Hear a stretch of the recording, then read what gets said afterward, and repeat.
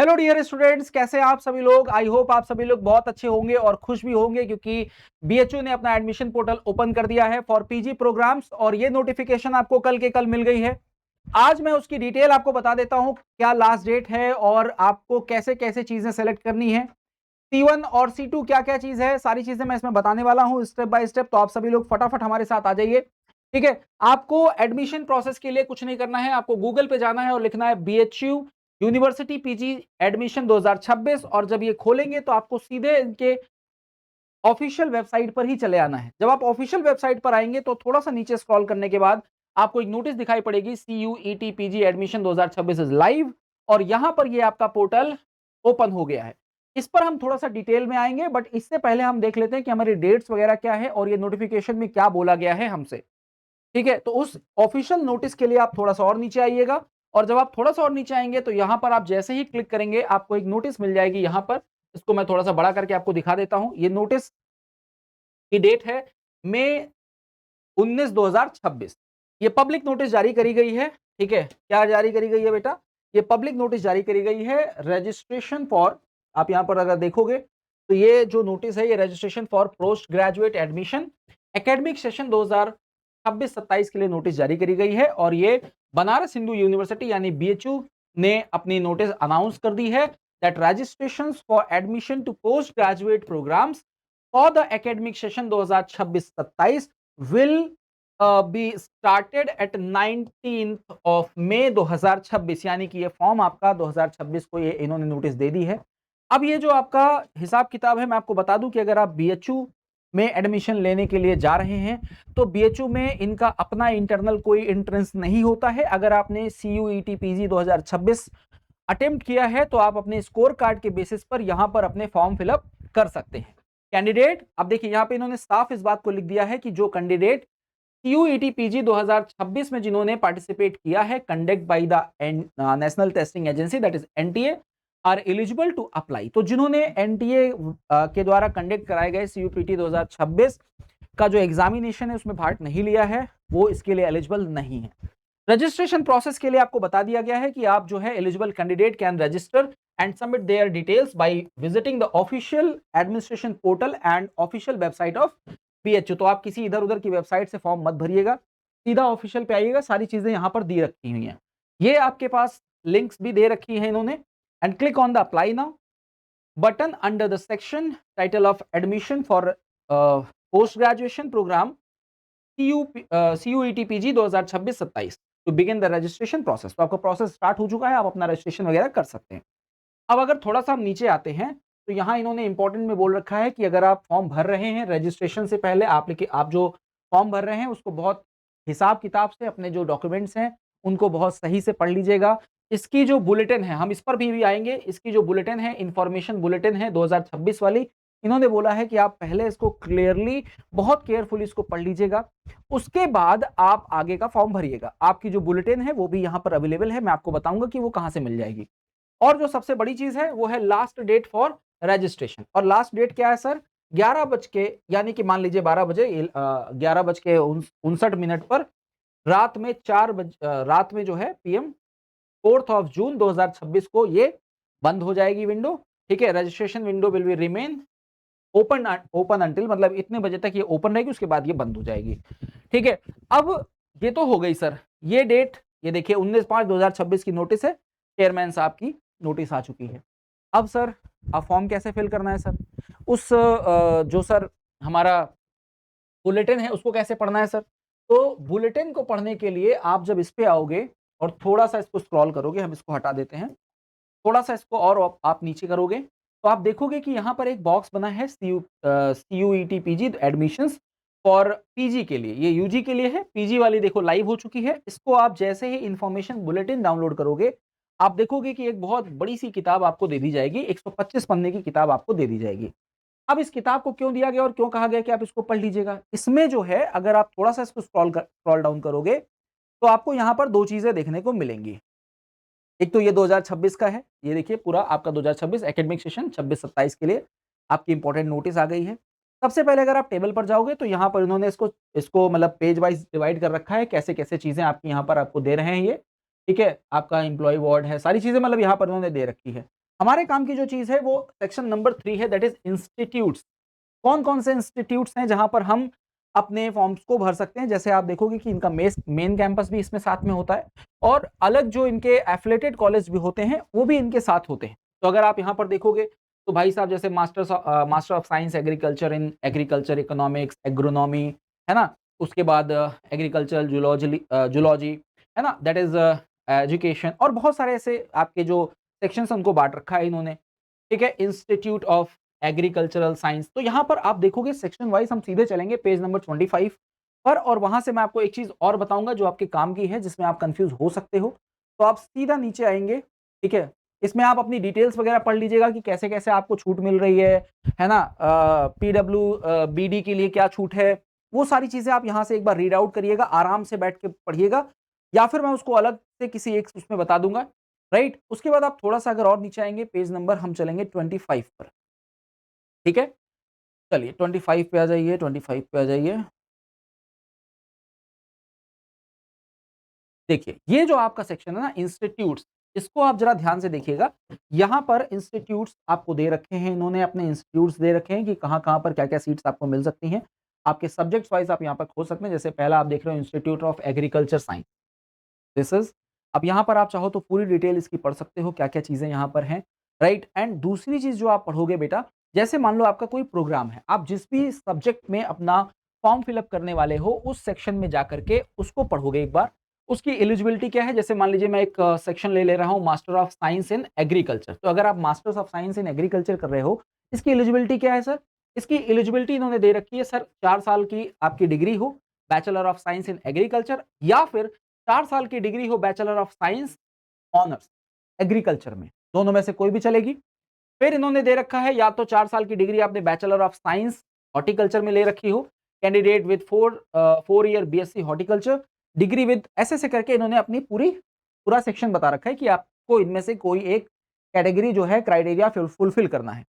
उसके बाद इन्होंने नोट दे रखा है, बोल रखा है कि भैया eligible qualification candidate must have secured at least 6.0 out of 10 और 2.5 out of 4, 3.5 out of 5, 4.6 out of 6 OGPA for general category candidates and 2.04 oblique 4, 3.0 out of 5, 3.5 out of 6 and 5.5 out of 10 OGPA and ऐसे ऐसे करके इन्होंने पूरा आपको categorise दे रखा है।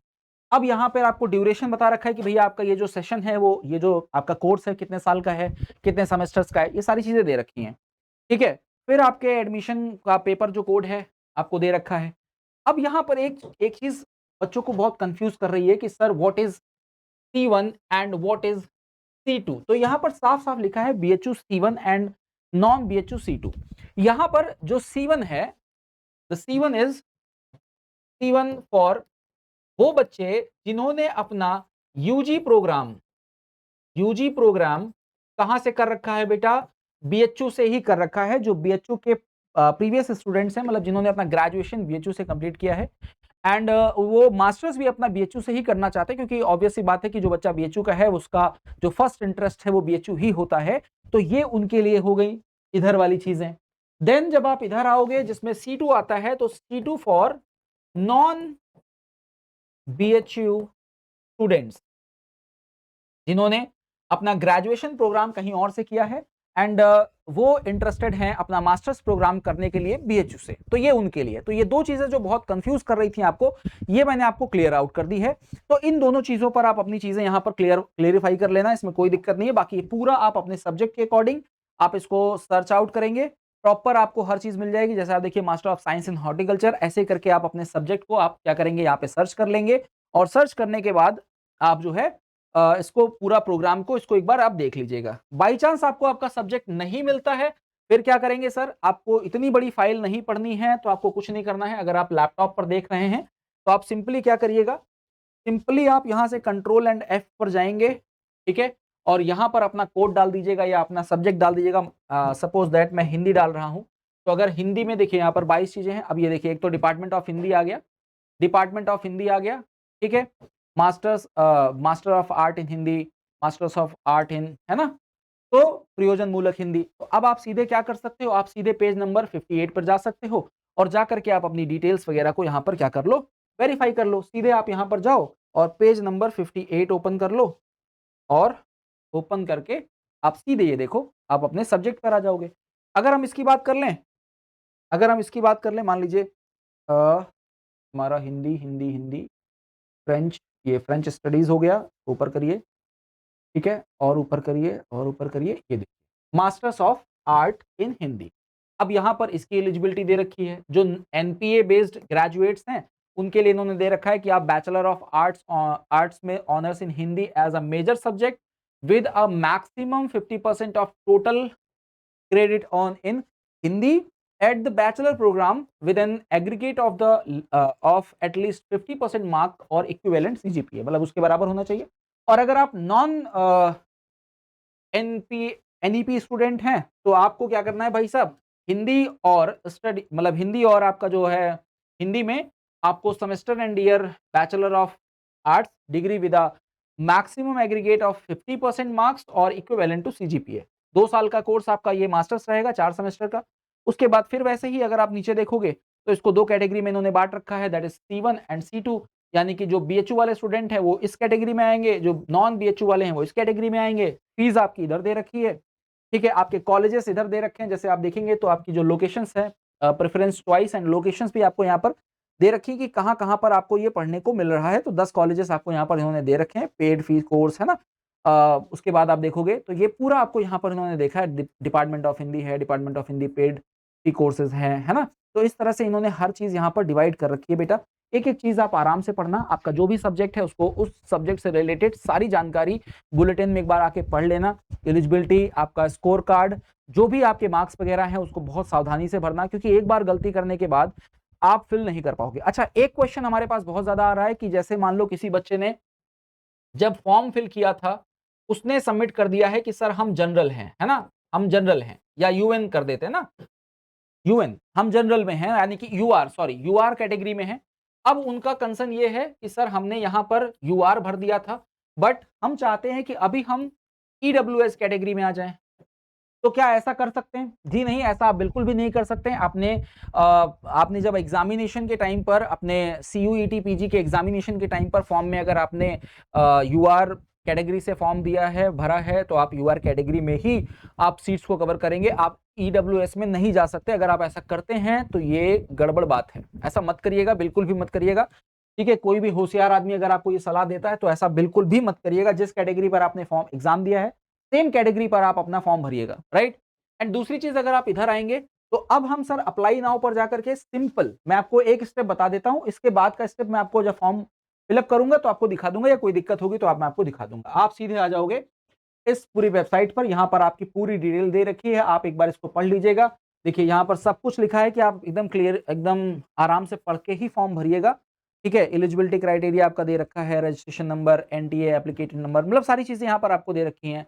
आपके पास स्कैन कॉपी होनी चाहिए किस चीज की, 10th की, 12th की मार्कशीट की, यूजी मार्कशीट के ऑल सेमेस्टर्स की, आपका बर्थ सर्टिफिकेट और बाकी जो आपने रेलिवेंट डॉक्यूमेंट्स उसमें ऐड करने हैं वो सारा आपके पास होना चाहिए। Registration fee is non transferable and must be paid online, मतलब अगर आप फॉर्म भरते हो और आपका मन करता है कि अरे मैं नहीं पढ़ूंगा आगे, तो आपका फॉर्म पैसा वापस नहीं होगा, नॉन ट्रांसफरेबल है, राइट।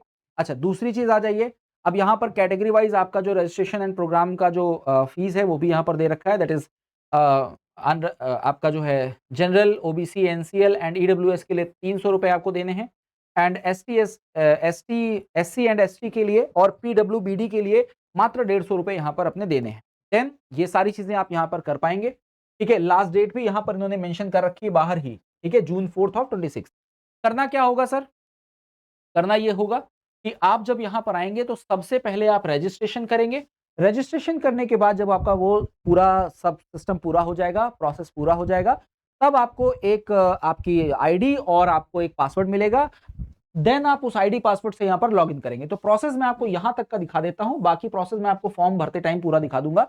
देखिए, जब आप इसको भर रहे होंगे तो आप पहले तो यहाँ पर इंस्ट्रक्शंस पढ़ लीजिएगा।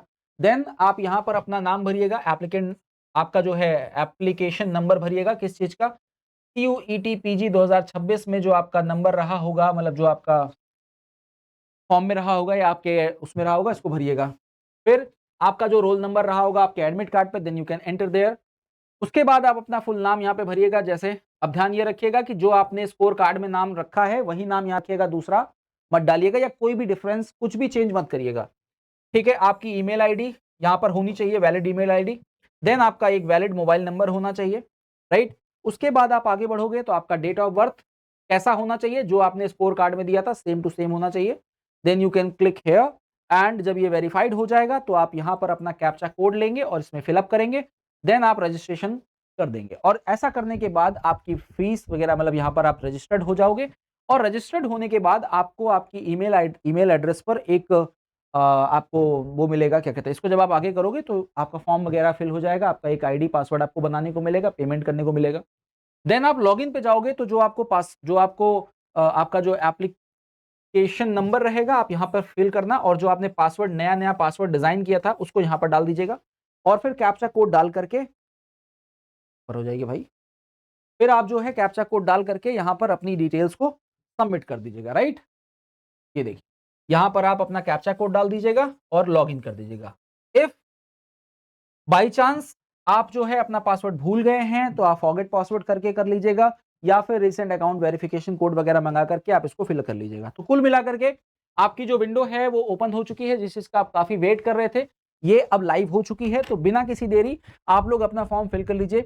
फॉर्म में फिलअप करते टाइम अगर आपको कोई भी इशू आ रहा है तो आप डायरेक्टली इस वीडियो के लिंक में कमेंट कर दीजिए, मैं आपको वो सारी चीजें बताने वाला हूं जहां पर आपको कोई प्रॉब्लम आएगी। स्टेप बाय स्टेप हम आपको फॉर्म भरने के लिए भी गाइड कर देंगे, कोई टेंशन वाली बात नहीं है। और आगे का जो प्रोसेस होने वाला है उसके लिए भी हम आपके साथ खड़े हैं, टेंशन लेने वाली कोई बात नहीं है। तो आप फटाफट इस फॉर्म को भरिए क्योंकि इसका वेट हम बहुत टाइम से कर रहे थे। फटाफट भरिए और कोई भी दिक्कत आती है तो फॉर्म भर के इस वीडियो के लिंक, इस वीडियो के कमेंट बॉक्स में आप जरूर बता दीजिएगा आपने फॉर्म भरा या नहीं भरा। Thank you so much.